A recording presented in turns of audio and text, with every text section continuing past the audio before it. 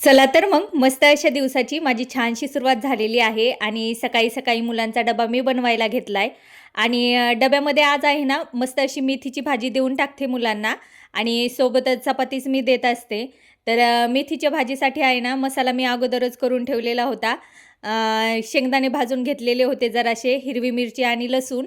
तर हे सगळं तेलामध्ये अगोदर परतून घेते आणि त्यानंतर मग जी भाजी आहे ना, ती व्यवस्थित धुवून मी कढईमध्ये टाकून देते. आणि खरं तर आहे ना, मुलांना मी डब्याला सुक्या भाज्याच देत असते. कधीतरी क्वचित मी एकदा पातळ भाजी देत असते, पण ती काही लेकरांना खाता येत नाही. टिफिन वगैरे काही लेकरांना उघडता येत नाही, म्हणून सांडण्याची शक्यता जास्त असते. म्हणून अशा पद्धतीनं मी सुकी भाजी मुलांच्या टिफिनमध्ये देऊन टाकते आणि सुकी भाजी बनवत असताना तिला जास्त वेळ पण लागत नाही, पटकन बनवून होते आणि सकाळच्या घाई गडबडीत आहे ना, बरं परवडून जातं या सगळ्या भाज्या करण्यासाठी आणि सोबतच आहे ना, आता मी लगेच चपात्या बनवून घेते आणि तोपर्यंत आहेत ना, मुलं मग त्यांचं आवरत असतात. त्यांची स्कूल बॅग असली तर स्कूल बॅग भरत असतात किंवा मग त्यांची अंघोळ वगैरे ते स्वतः त्यांच्या हाताने करतात, तर मग ते त्यांचं आता आवरून घेतात. मला काय करायचं फक्त टिफिन वगैरे बनवायचा सकाळी आणि त्यांचा नाश्ता वगैरे करून द्यायचा आणि हो, स्तुतीचे केस मात्र करावा लागतात. तिचे 2 बो वगैरे मला बांधून द्यावा लागतात. तर आता मी काय केलेलं आहे, लेकरांचं आवरून वगैरे त्यांना मी आता शाळेत पाठवून दिलेलं आहे आणि लगेचच मग मला बाहेरचं देखील आज आवरायचं होतं. तर तेच मी आवरायला घेतलं आणि आता कसा जसा फेब्रुवारी महिना लागलाय ना, तर तसं बोरचं पाणी आमचं कमी होत राहिलेलं आहे. म्हणून आहे ना, आज नळ आलेले होते, नळाला पाणी आलेलं होतं. तर मग मग पाणी वगैरे मी छान असं भरून घेतलं आणि त्यानंतर म्हटलं आता पाण्याची कमतरता उन्हाळा जसा-जसा सुरू होईल, तर तसा-तसा आमच्या इकडे आहे ना, जास्त उन्हाळा जाणवतो आणि पाणी पण भरपूर प्रमाणात कमी होऊन जातं बोरला. मग अशा पद्धतीनं आहे ना, नळाला मोटर लावून आमच्या इकडे पाणी भरावं लागतं आणि जर नाही पाणी भरलं ना, तर मग पुढचे 2-4 दिवस मग पाण्याचं जे खूप जास्त कमतरता जाणवती. म्हणून आता हे एक काम आता पूर्ण उन्हाळाभर मला वाढूनच गेलेलं आहे. असो, हे सगळं आपलं डेली रुटीनमध्ये तर काम चालूच राहतात. पण इथे मी मस्त असा पोर्च वगैरे छान असा धुवून घेतला आणि त्यानंतर मात्र घरात पण माझं थोडंफार काम बाकी होतं. तर ते मला करायचं होतं. तर बाहेर येण्याच्या अगोदर आहे ना, घरातील सगळं काय जे असतं ना छोटं-मोठं काम, तर ते मी आवरून घेतलेलं होतं आणि नंतर मग बाहेर आलेले होते. कारण मग नळ आल्यामुळं बाहेर यावं लागलं आणि मग पाणी वगैरे भरून घेतलं आणि सोबत मग लगेच झाडांना देखील पाणी घेतलं, पोर्च वगैरे पण धुवून घेतला आणि त्यानंतर मात्र घरात गेले. घरातील काही छोटं-मोठं काम होतं ते आवरून घेतलं. जसं की फरची पुसायचं, कपडे वगैरे इकडे-तिकडे पडलेले असतात. पुन्हा मला माझं पण आवरायचं होतं. जरासे भांडे इकडे-तिकडे पडलेले होते आणि मेन म्हणजे आहे ना, धूळ वगैरे खिडक्यांवरची ती मी सगळी झटकून घेतलेली होती आणि हे सगळं काम करून मी कपडे वगैरे धुवून घेतले आणि आता कपडे मस्त वाळत घालते आणि आज आहे ना, नळ आले होते तर कपडे पण मी भरपूर धुतलेले होते. कधी-कधी असं होतं ना, भरपूर सगळे कपडे मला धुण्यासाठी असतात आणि एक-एक दिवस असतो ना, तर कपडे काही जास्त धुण्यासाठी नसतात. इथून पुढचे काही दिवस तरी नळ आल्याच्या नंतरच भरपूर सगळे एक्स्ट्राचे कपडे मला धुवावे लागणार आणि रोजचे कपडे तर ते असतातच असतात धुण्यासाठी, त्याचं काही नाही. पण मग जास्तीचे कपडे आहे ना, रोज धुवून अजिबात जमणार नाही. ज्या दिवशी नळ येतील, नळाला जास्त वेळ पाणी राहतं आणि त्यामुळे आहे ना, त्याच दिवशी आता भरपूर सगळे कपडे मला धुयला राहणार आणि हे पहा, सगळे कपडे आता मी धुवून टाकलेले आहेत. काय आहे नाही ते. आता पुन्हा पाणी येऊपर्यंत आहे ना, फक्त रोजचेच कपडे धुवायचे, एक्स्ट्राचे काही जास्तीचे कपडे मी धुत बसणार नाही. आणि अशा पद्धतीनं आहे ना, छान असं मी पाणी वगैरे भरून घेतलं, कपडे वगैरे धुवून घेतले आणि लगेचच मग घरात आले. सगळ्यात अगोदर तर आहे ना, मी किचन ओटा वगैरे छान असा क्लीन करून घेत असते. पण आज नळाला पाणी आल्यामुळे अजिबात ते काम माझ्याकडून झालंच नाही. पहिलं तर बाहेरचे कामं आवरून घेतले आणि नंतर म्हटलं आता हे किचन ओटा, भांडे वगैरे आपण नंतर काम करायचं आणि असं करावं पण लागतं बरं का घरात. आपण कधी-कधी असतं ना आपल्या मनामध्ये, की आपण जे काम ठरवलेलं आहे तेच अगोदर करायचं, पण असं अजिबात करता येत नाही. कधी-कधी आहे ना परिस्थितीशी आपल्याला जुळवून घ्यावं लागतं. पहा ना, मी रोज आहे ना सगळ्यात अगोदर कुठलं काम करत असेल ना, तर ते किचन ओटा वगैरे माझा क्लीन करायचा, भांडे वगैरे घासायचे. पण आज मला जास्तीचं काम आलंय ना नळाचं पाणी भरण्याचं, तर मग तिथे आहे ना, हे जे काम आहे ना, तर राहूनच गेलं आणि आता त्यानंतर मग मी भांडे घासले आणि घरामध्ये आले, किचन ओटा वगैरे आता क्लीन करते. तर इथं आहे ना मस्त असा किचन ओटा वगैरे क्लीन करून झालेला आहे. आणि लेकराचा बापरे इतका जास्त हट्टा असतो ना, की इडली सांबार खायचा, डोसा खायचंय, असं तसं. आणि मी त्यांना सारखं सांगत होते, "उद्या बनवून, उद्या बनवून, उद्या बनवून." पण कसं होतंय ना, त्यांच्या हट्टापायी आहे ना, काही गोष्टी ह्या कराव्याच लागतात. आणि आज तर आहे ना, दोघा मुलांनी खूपच जास्त हट्ट केला. त्यामुळे मग घरातील सगळं काम आवरल्याच्या नंतर आहे ना, लगेचच मग मी इथे तांदूळ आणि उडदाची डाळ भिजायला घालते. म्हणजे कसं दुसऱ्या दिवशी सकाळी त्यांना नाश्त्याला इडली सांबार होऊन जाईल किंवा डोसा, असं काहीतरी मी त्यांना बनवून देणार.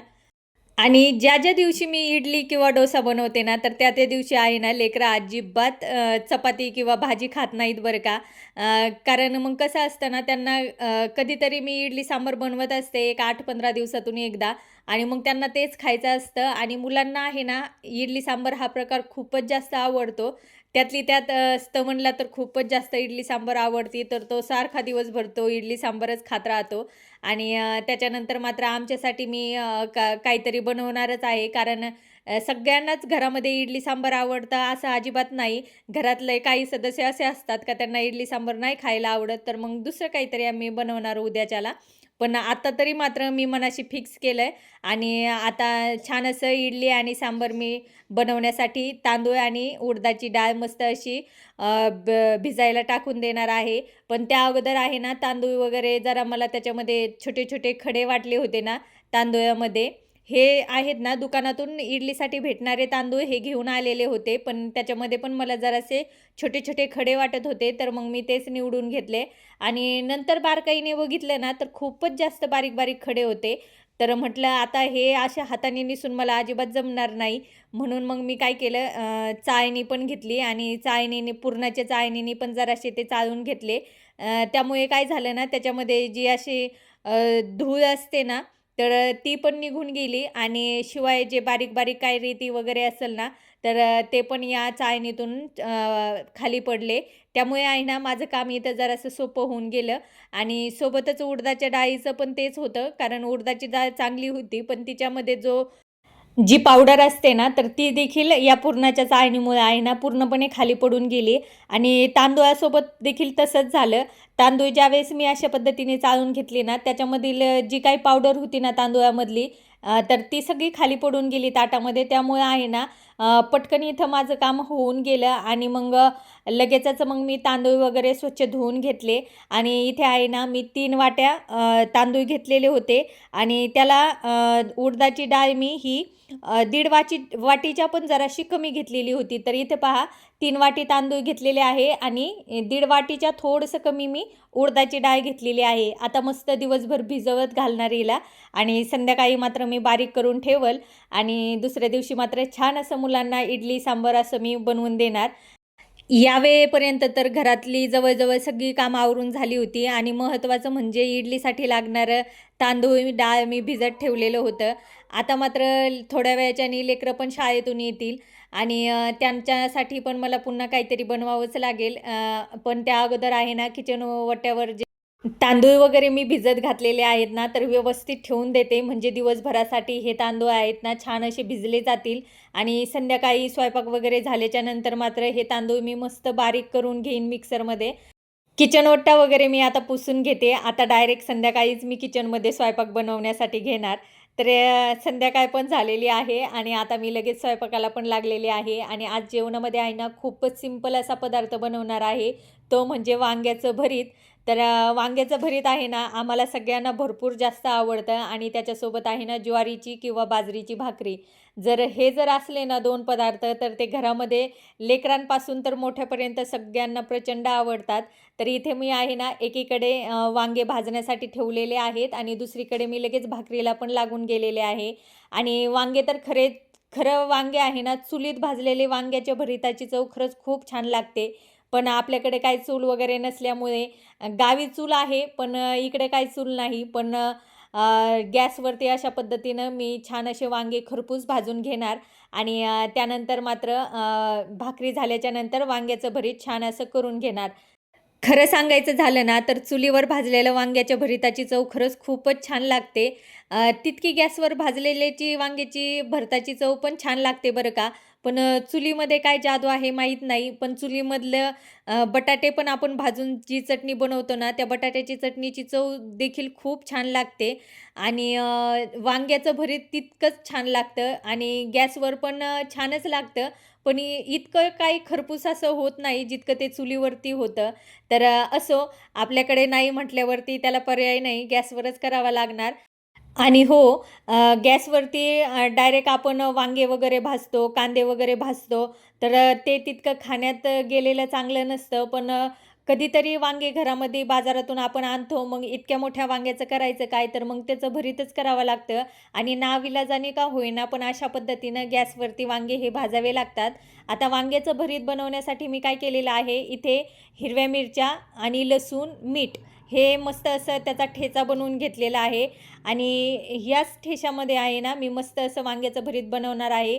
वांग्याच्या भरीतामध्ये मी दुसरं काहीही टाकत नाही. एकदम गावठी पद्धतीने वांग्याचं भरीत मी आज बनवते आणि खरं सांगते तुम्हाला, ज्यावेळेस मी ते बनवलं होतं ना, तर ते खरंच सगळ्यांना खूप जास्त आवडलं.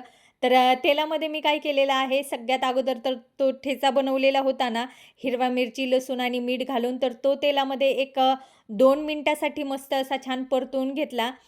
जरासा तांबूस रंगावरती झाला की मग त्यामध्ये आपल्याला जे वांगे आपण भाजलेले आहेत ना गॅसवरती, तर मग ते व्यवस्थित सोलून घ्यायचे आणि मग याच्यामध्ये बारीक करून टाकून द्यायचे. तर इथे पहा, तेलामध्ये मस्त असं हे जो मिरचीचा ठेचा आहे ना, तर छान असा मी परतवून घेते एक 2 ते 3 मिनिटासाठी. आता इथे पहा, आता जसा ठेच्याचा रंग जरासा बदलायला लागला ना, खूप जास्त पण डार्क ठेचा म्हणजे परतवू नाही द्यायचा. हलकासा थोडासा गोल्डन झाला, की लगेचच त्याच्यामध्ये मी वांग्याचं भरीत इथे टाकून घेतलेलं आहे आणि तुम्हाला खरंच सांगते, खूपच छान चवदार वांग्याचं भरीत झालेलं होतं आणि विशेष म्हणजे आहे ना, लेकरांनी पण वांग्याचं भरीत खाल्लं, याचा अर्थ ते खरंच खूप छान झालेलं होतं आणि मस्त आता वांग्याचं भरीत या तेलामध्ये आणि ठेच्यामध्ये छान असं एकजीव करून घेते आणि एकत्र छान झाल्याच्यानंतर मात्र शेवटी थोडीशी कोथिंबीर मी यामध्ये घालते आणि कोथिंबीर वांग्याच्या भरितामध्ये घातली ना, तर असा छान असा सुगंध त्या भरिताचा येतो आणि सगळ्यांनी आवडीने खाल्लं घरामध्ये. हेच माझ्यासाठी खूप जास्त चांगली गोष्ट आहे आणि सगळ्यांनाच वांग्याचं भरीत हे आवडतंच, असं मला वाटतं आणि कधीही वांग्याचं भरीत थंड खाण्याऐवजी आहे ना, आपण गरम जर खाल्लं ना, तर त्याची चव अगदी दुप्पट होऊन जाते. तर चला तर मग आता मस्त असं गरम-गरम वांग्याचं भरीत, सोबत थोडीशी काकडी घेतलेली आहे आणि ज्वारीची भाकरी. आता गरमागरम आम्ही हे सगळं खाऊन घेतो आणि असा गेला माझा आजचा दिवस. आवडल्यास लाईक, शेअर, चॅनलला सबस्क्राईबर करा. धन्यवाद.